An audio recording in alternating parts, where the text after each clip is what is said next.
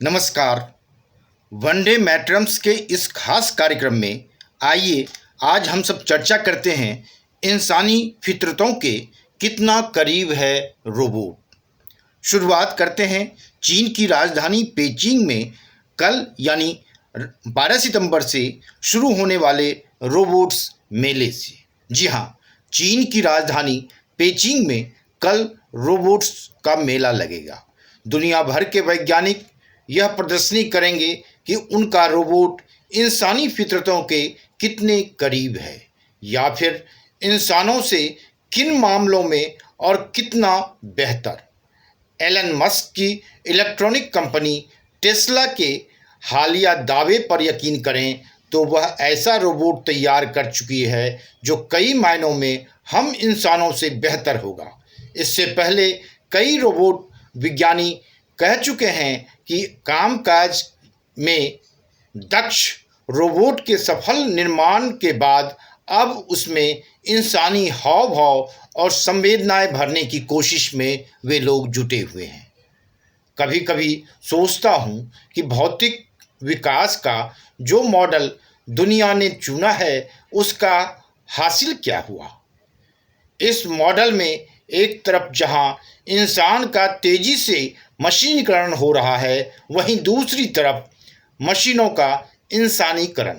अब जरा सोचिए, दोनों प्रक्रिया जब चरम पर पहुंचेगी तो परिणाम क्या होगा।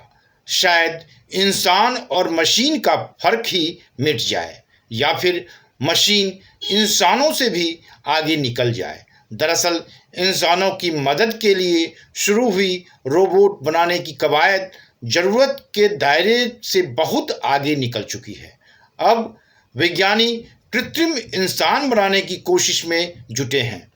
इस ह्यूमनॉइड रोबोट को आप फिलहाल वैज्ञानिक परिकल्पनाओं की सबसे ऊंची उड़ान कह सकते हैं। ह्यूमनॉइड रोबोट यानी मानव की मशीनी प्रतिकृति, ऐसी मशीन जो इंसानी खूबियों से लैस हो और आपका गुलाम बनकर आपकी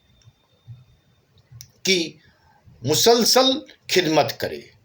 लेकिन सवाल उठता है कि क्या हम आर्टिफिशियल इंटेलिजेंस की एक ऐसी दुनिया गढ़ने जा रहे हैं जहां ये रोबोट हम इंसानों से ज़्यादा दक्ष, कुशाग्र, चैतन्य, अनुशासित, कामकाजी और उत्पादक होंगे। जरा सोचिए, अगर ये रोबोट इंसानों से ज़्यादा सक्षम हो गए तो नतीजे क्या होंगे।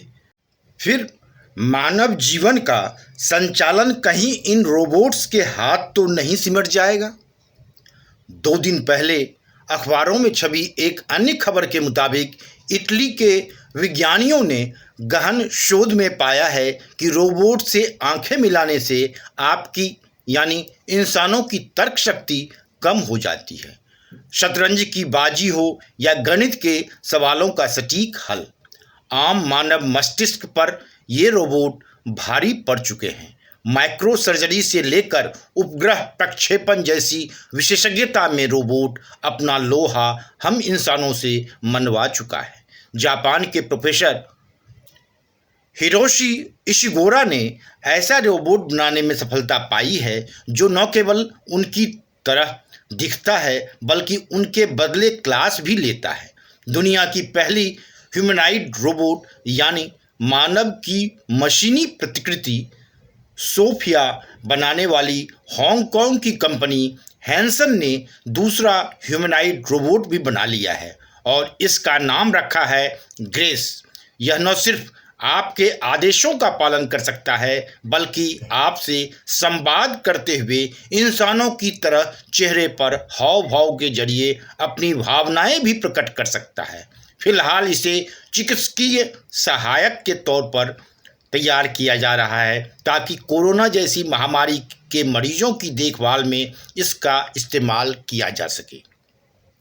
अब आगे की बात, आने वाले दौर में रोबोट के साथ इंसानी रिश्ता शायद एक मशीन और उसके निर्माता या संचालक की परिधि तक सीमित न रहे, जज्बाती हो जाए।